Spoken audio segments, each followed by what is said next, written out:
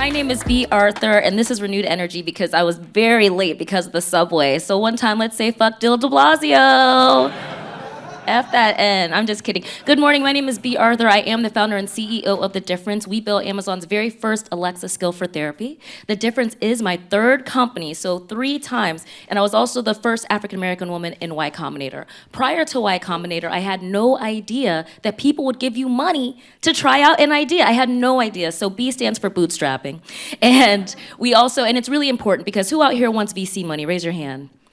Nobody in here wants that sweet, sweet VC shmoney. Put your hands down. Yeah. You're not gonna get it. It is extremely difficult to get, but you're always gonna find a way. That's what my trainer told me, is find a way. So we're gonna have 3 fantastic founders who have also bootstrapped joining me. Welcome to the stage from iFundWomen, where I raise some money, Zeina Muna.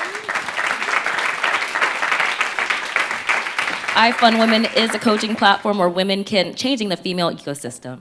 Next up, we have Earnest Capital, which does revenue share and investments. Please welcome to the stage Tyler Tringas.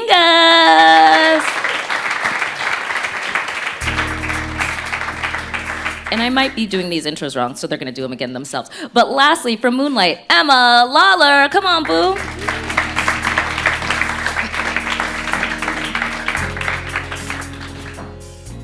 So, welcome. I know all of us have a lot of experience in this area, but I'd love to hear about your personal experience. Can you tell us more about yourself and iFundWomen? Sure. So I'm the director of business development at iFundWomen, and iFundWomen is a crowdfunding platform for female entrepreneurs. What we do is we provide people the access to capital through crowdfunding, as well as the coaching and the connections they need to make a successful campaign. I raised $15,000 on there. Tyler, can you tell us about Earnest Capital? Yeah, I'm Tyler Tringas. I'm the general partner of Earnest Capital. We sort of cheekily call what we do funding for bootstrappers. So I previously bootstrapped a SaaS business and started wondering why the only options that I saw out there were basically venture capital for building a billion-dollar company, or you just have to bootstrap it on your own. So we set out to build both a sort of funding product that we call a shared earnings agreement, which is basically a sort of profit share. So we're interested in backing interesting, niche, small, profitable businesses. Very necessary. And lastly, Emma, tell us about Moonlight. Yeah, so Moonlight is a professional community of software developers, and so we help developers find remote jobs, and we help companies hire them. And the long-term goal is really to build a community that's made for people who are distributed and remote around the world, and help people build businesses in that way. Awesome. Well, definitely the people to talk to. So, as I said out here, everyone's chasing, well, not this audience apparently, but most other people are chasing VC money. But from your experience, what are some of the benefits of bootstrapping? Ladies first. Yeah, so we get on the phone with people every day, and that's obviously a lot of people's end goal. What we want to tell people is that we want you to have the room to fail and pivot if you need to make a better company. When you're talking about equity and you're getting equity involved, you're very much beholden to somebody else to take the company in the direction that you want to take it. Alternative funding and crowdfunding and anything that can get you cash without having to give up equity is our preference, so that you have the ability to then develop and grow beyond your current stage.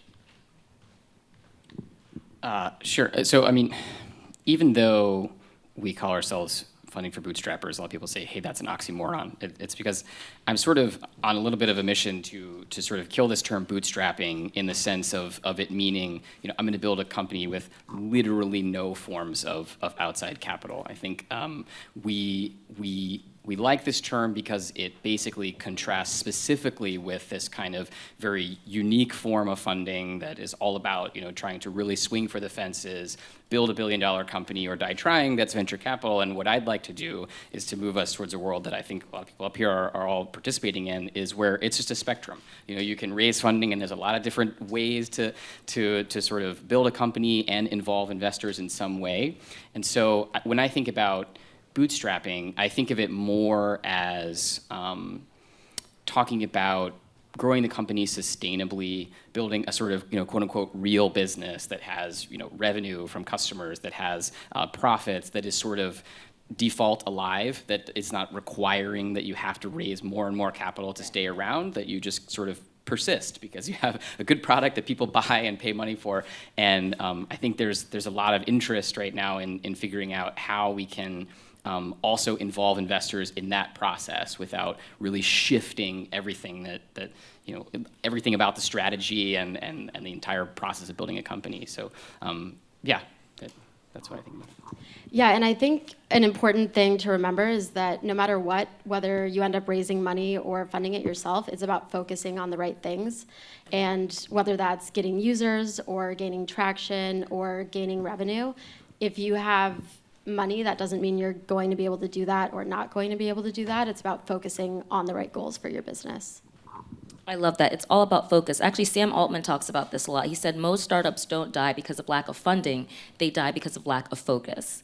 And that is too true, because like I said, I was full-time on my futon with my last company, bootstrapped for the first 2 years. That was how I paid my bills. But guess what? When I got in YC and I got my first little $100,000 check, guess what? I treated it like a tax refund, Like, I just bought, like, trips for everyone. Like, and the good thing about bootstrapping is that you get creative. When you don't have $1 million just to mess around with and find product market fit, you have to find the quickest path to profitability. So, yeah, don't get fussed about those funding rounds. 95%, actually more VC-funded startups die than bootstrapped. I know we're going to change this game. What would you change it to if not bootstrapped? Self-funded? Yeah, I don't know. I mean, this is a bit of a wormhole, I guess, a rabbit hole, but because I think people have very strong opinions about this. But I mean, self-funding is pretty good. I just think, I don't know. I invert this around, which is like how. Like, I just don't think bootstrapping should be part of your identity, right? Because capital is just a tool, right? Like, why would you wouldn't say like, we are a startup and we define our identity as a startup by the fact that we don't ever use email, right? It's like, oh, we don't use outside capital. Like, capital is just a thing alongside all the other tools that you have, and you really shouldn't necessarily define your company by that. You should just kind of use what's best for you, I guess. And I don't know, we'll figure out the words later. So. Yeah. So Emma, that was a great point about focus. What do you think that founders in early stage companies should prioritize at these very early baby bird days? Yeah, I mean, I think it's about setting a goal and figuring out what that key metric is that's going to make your company succeed. For us, it was when we switched from being a transactional model to a membership model, it completely changed the way that we run our business and increased engagement and made it feel like a very concrete thing that we were working towards. And so I think having that focus of waiting until you get to that inflection point, and that's when you figure out how to either put more money in it or hire more people and really grow it past that point. But if you bring money in before you feel that, it's not gonna help you get to that point. It's really just about focus and making sure your goals are aligned with the long-term vision. That's so true. You can definitely raise too early when the capital won't even be useful at that point. What about the companies you see on iFund Women, Zeina? Do you feel like, what are they kind of focusing on for that first check? You mean in terms of what they're going to use that money for? It really varies. We have all sorts of different projects on iFund Women, and some of them are creating physical spaces where maybe they just need to get the down payment down on an actual physical space. Maybe they are just getting someone to actually come in and run the day-to-day operations so that they can actually think about the bigger things, so that they can actually grow their company in an organic way, in a sustainable way, versus just kind of being so overwhelmed with the day-to-day activities of fulfillment or transactions and so on. It can really vary for each company. I also think that people often use crowdfunding as a way to create buzz and awareness. So it's about creating that first relationship with people. It's about telling people what's going on and what to expect. This has been particularly successful for people who have fundraised in physical spaces or communities. We just had, and you guys are here in New York, you guys might be familiar with Luminary. Is anyone here familiar with Luminary? Yeah. Oh, yeah. We got some hands up. Yeah. So Luminary, for instance, Kate Luzio had the money to actually build out her space to a certain extent, but you don't want to open up a community hub space, a beautiful, large community hub space in New York, and not have anybody in the door in the first day. So she spent her time with her crowdfunding campaign really focusing on building partnerships, relationships, getting out these one-day passes for people, so that when she was able to launch, people were really excited about her product. So it might not just be about or at least with crowdfunding in particular, it might not just be about using that money to pay for something as much as using it as a marketing tool as well. I often tell people that crowdfunding can be like a marketing campaign where people pay you, or it's really like the perfect Venn diagram of marketing and finance in some ways. Yeah, that's very cool. What about you, Taylor? When you interview founders, what do you like to see as What do you like to see as them taking their first steps? I think we are focused a little bit later than crowdfunding, where like sometimes you can start a crowdfunding campaign really even at the just pure idea stage and see if you can get the critical mass of just interest there. We're usually investing in founders and businesses that have already managed to sort of launch a product, and they're hitting one of a couple sort of inflection points where just the sort of capital is going to get them over the hump. And the first one that we really like, and it was sort of the North Star for even starting this fund, was just basically people who build a business on the side, and it's starting to grow, but it doesn't cover their bills. Either maybe they live in a place like New York or San Francisco, or the cost of living is high. Maybe they, they're a little further on in life, so they have a couple of kids and a mortgage and a lot of financial dependence, and so you can't just go full time on your business that's making $1,000 a month. But increasingly, you're spending your nights and weekends, you're getting support tickets, you're trying to add features, and you just hit this pain point where you're not making enough to go full time, but you're just not making any progress with just nights and weekends. So that's really one of the areas where we like to come in and just write a check that lets the founder go full time before the business can really support it.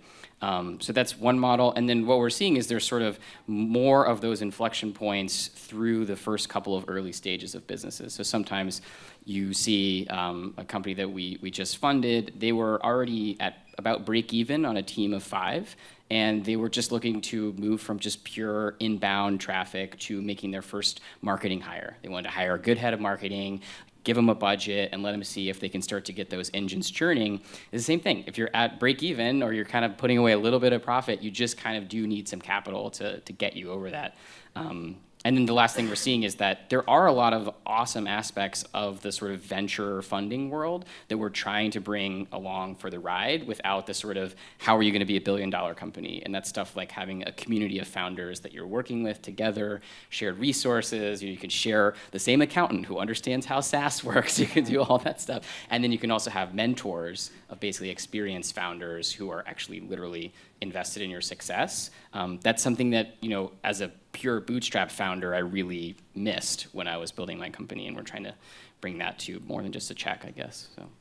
I love that, and that's such good advice because you really need to be able to justify reasons for capital. I hate when I see a pitch deck and they're like, we need $2 million, and their breakdown of funds is like literally the perfect third pie, legal, marketing, hiring, and it's kind of like, yeah, like you're saying, we know that we're at a place we need a marketing hire, and like you need to be able to hit that button point. But another good thing that we need to talk about, and I love what Earnest Capital, I'd love to talk to you more about the revenue share, because you see so many startups now, especially with these big raises, that by the time they get to their Series A round, they're already like own less than 20% of the company.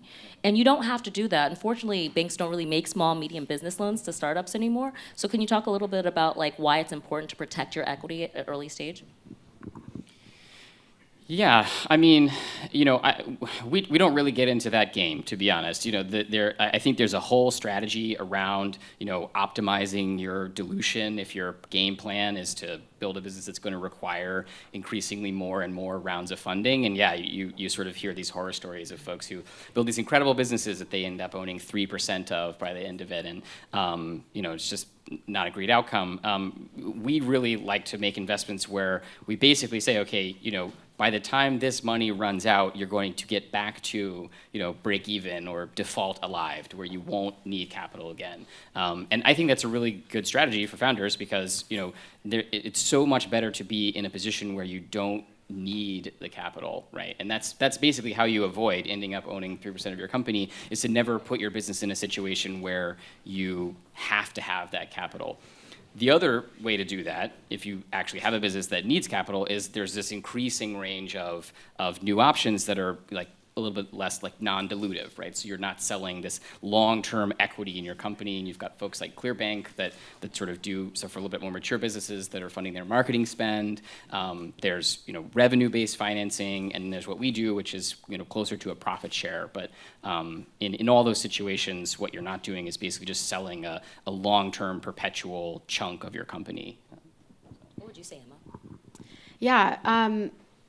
I think it depends. So we had a point where revenue had to be the most important thing in our business because we were self-funding. So my co-founder and I freelanced to fund the business in the beginning. And that meant that every single decision we made had to be about that revenue. And there's some things that, some ways that's a good thing because we got to a point where we have enough revenue to be running our business and be sustainable. But it also meant that we couldn't invest in long-term bets. And so this much bigger picture of what Moonlight could be was harder to act on without some external money. And so bigger things like how do you build a community, how do you get people engaged, how do you bring in diverse candidates, all of these things that maybe aren't gonna touch the bottom line right now, but matter a lot in the future of the company. That's why we think that only focusing on revenue isn't always good, and why we might consider bringing in external factors that will help us get to that point. Yeah. And Zeina, do you see that on iFund Women, that they primarily turn to crowdfunding to avoid having to give up too much equity? Oh, yeah, absolutely. I mean, there's lots of reasons why people turn to crowdfunding. They might be, in a very early stage where they want to pre-sell or pre-tail their collection or their production or whatever, something like that. But on the other, and then there's also the marketing benefits. But on the other side, there's people who just don't want to go into debt. They don't want to, they've already bootstrapped to a certain extent. And their product just might not be VC appropriate, or they just might not be at the stage where they want to give up that equity. I think it's so important that people are able to get given that time to sustainably grow in a way, and really kind of go back to what is it that they're doing, why are they doing it, before they do have too much pressure on them to grow in a certain way with too many expectations. I think you're saying how you can get focused on revenue. I think the problem with getting investors where there's equity involved is that it actually puts too much focus on the revenue as well afterwards. And so it's finding that happy medium of saying, well, how can we get a little bit of help, but without someone sort of over our shoulder that we have to be beholden to while we develop this really awesome new second part of our product that's going to be great and it has all these other benefits, but we're not going to necessarily see that return the revenue until further down the line. With an investor, sometimes you're not really given that luxury as much. There's just a lot of pressure to kind of put growth projections out right away. Yeah. And a quick point on that, I think that's also about finding investors who believe in the same vision that you have. So if you find someone who doesn't have your vision and you take their money anyways, you're going to go down a path you didn't want to go down. So it's about really making sure you feel aligned. And I think most people have a gut feeling when they talk to someone on if you have the same vision for the future. I think that's a really important point. We have, I think, this sense of constantly sort of framing new funding options as being like alternatives to venture capital, because it's taken this sort of I think undue outsized influence in the world of like the internet and software. Yeah, and it just happened because early on that was the only source of capital that was in there, because there's no underlying collateral in an e-commerce business or a SaaS business, and so they were the only game in town. But often I don't really feel like these new forms of capital are alternatives to venture capital. I would say 9 out of 10 deals that we look at are in really interesting little niches where you can build an incredibly profitable business for a team of 10 people that just doesn't have a big enough market for a venture capital. So we're not like competing with VC. We're not saying, oh, don't take VC, take what we're saying. It's just like it's what we're trying to offer or nothing. And so I think instead of like alternative form of capital, it's more just like this increasing array of new ways to get funding that is aligned with the kind of business that you want to build. And Ash, I want to add, like, diversifying how you get your capital is really important. So a lot of people who are crowdfunding are doing that with the intention to also raise VC dollars, or also raise a seed round, or also take out a loan. There's not really one solution that fits all your needs, and you will continue to need money for a while. So it's good to kind of approach and diversify the different ways you do get that money. Totally. Do we have time for questions? Okay, so do y'all have any questions for our fabulous panel?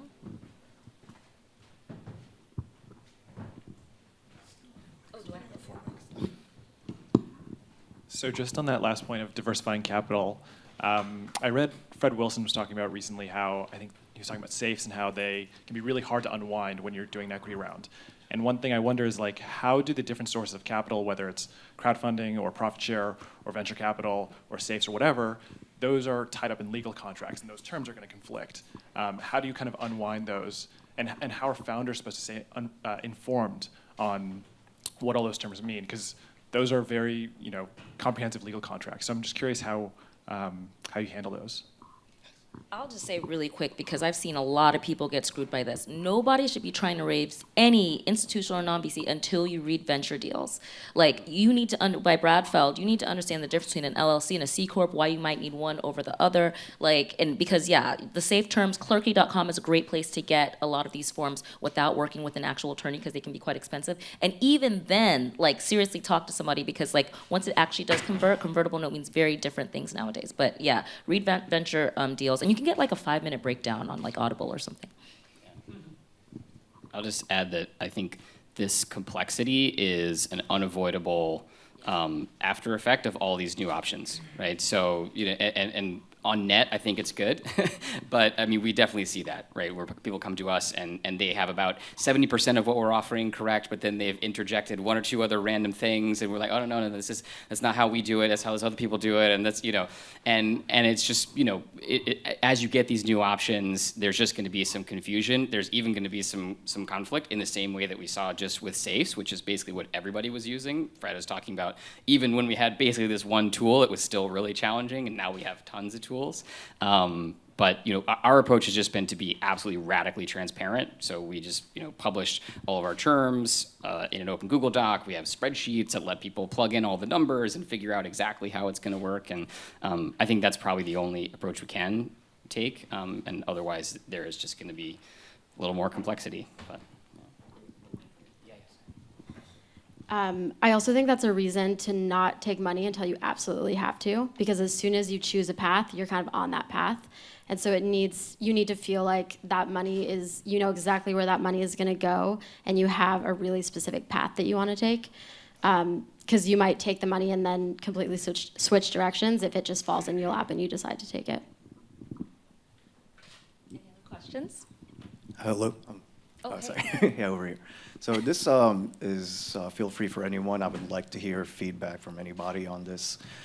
So I'm actually in this weird point where I actually have the ability with my co-founders to run super lean bootstrap, but, you know, well-funded where we could get the software and that we need really, you know, most of our funding really is on our IP, so it's cool we could do the sweat equity thing.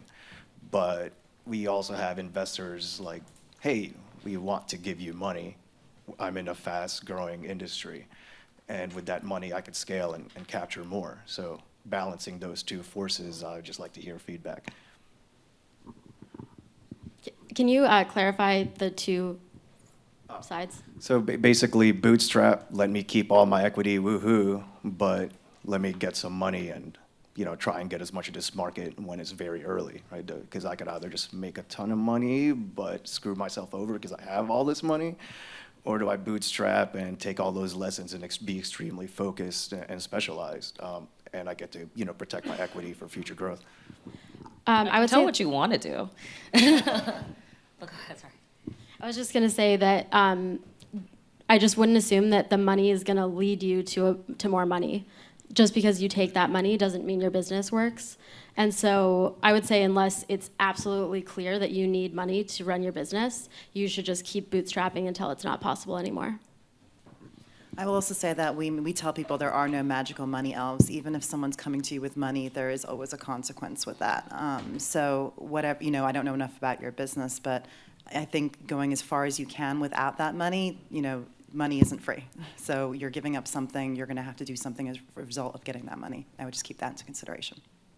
I'd just say try it out. Spend a little bit of money and see if it's making your business better. And if you feel like, oh, well, if we just did this, but 50 times more, it would make the business better. You know, like start seeing if there's a sort of money machine that you can put money in and get more revenue out. And then if that seems to be working, then go raise the money to do it. Yeah. Last question, anybody? But one quick thing, Silicon Valley Bank, do y'all know Silicon SVB? They're a really great resource here in the city, and they actually will give you funding if you can like demonstrate, like even like just a few LOIs that show that your ARR will be, but they have to be legitimate. This isn't like a deck like kind of miracle, but like and you Shai from SVB happens to be here. Hey now, He didn't even sponsor, and he got a free shout out. It's amazing. It's true. We love Shai. It's all good. Talk to Shai. I just blew up your mentions. I'm so sorry, bro. Okay, last question. Hi. So, I don't know, we're kind of getting like a contradicting kind of advice here. So, we're always told, you know, don't seek the money unless you need it. But you're also saying that, not to ask for money when you need it. So, they always say, like, if you want money, ask for advice. If you want advice, ask for money. But you keep saying, don't go for the money until you need it. But then you should really ask when you need it. So We're just saying don't ask VCs when you need it. Like, that might be the wrong place. Because VCs come to you when you don't need it, as you could tell by this gentleman. Like, they'll show up, like, when you're popping. But, like, it's really hard to get them to say yes anyway. And truthfully, being an entrepreneur is super fucking hard. Like, you want to protect your energy as much as possible. If you are too early, you're not going to raise, period. Like, and if you're not well-connected or independently wealthy, it's not going to happen, or it's less likely to happen. So I would just say, don't waste your time trying to raise so that you can do something else, because it's unlikely to happen. So once it gets to, like, you're doing your thing, that's when the money just shows up. So, I mean, because I used to hate when people say that, raise when you don't need it or whatever, but it's real. So. Yeah, I think my advice would be, I don't think VCs are evil. Like, it's just a business model. It's like a way to fund your business. But you shouldn't be seeking out VC in order to make your business work. It should be the opposite way. So figure out a way to make it work. It's going to be hard. It's going to be hard even if you take VC money. So there's always like a side hustle that you can do to fund your business, whether that's crowdfunding, which is really hard too, whether it's doing freelance work on the side, that's really hard. There's no easy option that's just going to fall in your pocket and then your business works and you get paid and that lasts forever. It'll just fall through if you don't have the really specific backing that makes you a good business person.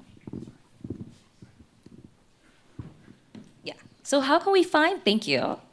So thank you so much for joining us today. This was really fantastic. How can everybody find you if they want to connect with you? We need websites, Twitter handles, all of that.